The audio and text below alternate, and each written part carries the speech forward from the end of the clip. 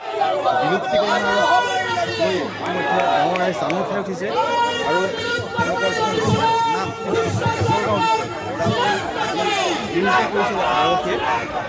আজি এনেদৰে শতাধিক গাঁৱৰ ৰাইজ ওলাই আহিছে আৰু গাঁৱৰ নাম বিলুপ্তিকৰণৰ বিৰুদ্ধে প্ৰতিবাদী কাৰ্যসূচী গ্ৰহণ কৰিছে।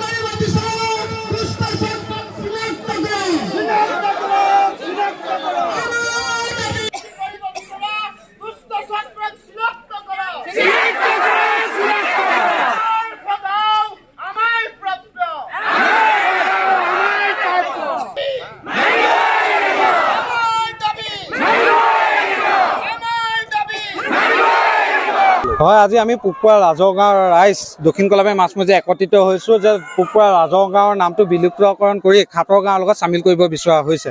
পুকপৰা ৰাজগাঁও এখন অতি পুৰণি গাঁও আৰু ইয়াত আমাৰ আৱেগ অনুভূতি সকলো ইয়াত জড়িত হৈ আছে। আৰু এই ৰাজগাঁৱৰ নাম যেতিয়া বিলুপ্তিকৰণ হ'ব, আমাৰ সমস্যাটো কি হ'ব? আমাৰ ইয়াত কোনো গাঁওবুঢ়া নাথাকিব। আমাৰ অনুষ্ঠান প্ৰতিষ্ঠানসমূহৰ নামাকৰণ আমি খাটৰ গাঁৱৰ নামত কৰিবলগীয়া হ'ব। আমাৰ উঠি অহা প্ৰজন্মৰ যোনখিনি কাগজ পাতি সকলো খাটৰ গাঁৱৰ নামত কৰিবলগীয়া হ'ব। আৰু সেই গতিকে আমি আজি ৰাইজ একত্ৰিত হৈ প্ৰতিবাদ কৰিছোঁ। আমি কোনো কাৰণত পুকপৰা ৰাজগাঁৱৰ নাম বিলুপ্তকৰণ হোৱাটো আমি বিচৰা নাই। আমাৰ যোনখন গেট আদৰ্শ গাঁৱৰ নামত ইয়াত পুকপৰা ৰাজগাঁৱৰ মাছমজিয়াত তেওঁলোকে স্থাপন কৰিলে, সেইখনো খাটৰ গাঁৱৰ নামত নামাকৰণ কৰিব বিচৰা হৈছে। গতিকে আমি পুকপৰা ৰাজগাঁৱৰ সমূহ ৰাইজ একত্ৰিত হৈ চৰকাৰ আৰু প্ৰশাসনক এটাই দাবী জনাব বিচাৰিছোঁ, আমাৰ অস্তিত্ব, আৱেগ, আমাৰ অনুভূতি, আমাৰ গাঁৱৰ নাম আমি কোনো কাৰণত বিলুপ্ত হ'বলৈ নিদিওঁ। আমাৰ পুকপৰা ৰাজগাঁৱৰ নামেই অক্ষুণ্ণ থাকিব লাগিব, অন্যথা আমি ইয়াতকৈ জংগী আন্দোলন গঢ়ি তুলিবলৈ বাধ্য হ'ম। আমি আজি প্ৰতিবাদ কৰিবলগীয়া হৈছে আমাৰ পুকপৰা গাঁৱৰ নামটোৰ ওপৰত। আমাৰ পুকপৰা আদৰ্শ গাঁও আমাৰ MLA ছাৰে দিম বুলি কৈ থৈ গৈছিলে আমাৰ এখন মিটিঙত, আপোনালোকৰ পুকপৰা আদৰ্শ গাঁও নামে মই ঘোষিত কৰিম। সেই আদৰ্শ গাঁও দিলে আমাৰ ঠাইখিনি সামৰি ল'লে, কিন্তু আমাৰ পুকপৰা আদৰ্শ ঠাইত তেওঁ খাটৰ আদৰ্শ গাঁও লিখিলে। আৰু কোন দুষ্ট চক্ৰৰ কবলত পৰি ছাৰে এইটো কাম কৰিলে আমি ক'ব নোৱাৰোঁ।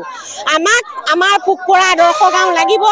আমি বহু পুৰণি গাঁও, এইখন গাঁৱৰ নাম ফুলেশ্বৰী কুঁৱৰীৰ দিনৰে নাম, আৰু তেখেত ইমান পুৰণা নামটো আমি কোনো পধ্যেই আমাৰ গাঁৱৰ ৰাইজে কোনো পধ্যেই আমি মানি ল'ব নোৱাৰোঁ। আমি পুকপৰা আদৰ্শ গাঁও আমাক লাগিবই। ডাঙৰীয়াই দিছে লাখপতি মহিলা হ'ব। আমাক যদি পুকপৰা GSP ফটোত যদি আমাৰ প্ৰকৃততে পুকপৰা গাঁওখনৰ নাম নাহে, আমাক লাখপতি মহিলাই ধন নালাগে। তেওঁ আমাৰ ফৰ্মখন ফিল-আপ কৰিবৰ কাৰণে আমাৰ পুকপৰা নামটো আমাৰ আহিব লাগিব। আমাৰ ফটোত পুকপৰা নাম আহিব লাগিব, তেতিয়াহে আমি লাখপতি মহিলাই ফৰ্মখন ফিল-আপ কৰি জমা 25 তাৰিখে আমাক দিবলৈ কৈছে, দিম। আমাৰ যদি 25 তাৰিখৰ বা 3 তাৰিখৰ আগত আমাৰ পুকপৰা গাঁৱৰ নামটো নাহে, তেনেহ'লে আমি লাখপতি মহিলা আমি নহয়।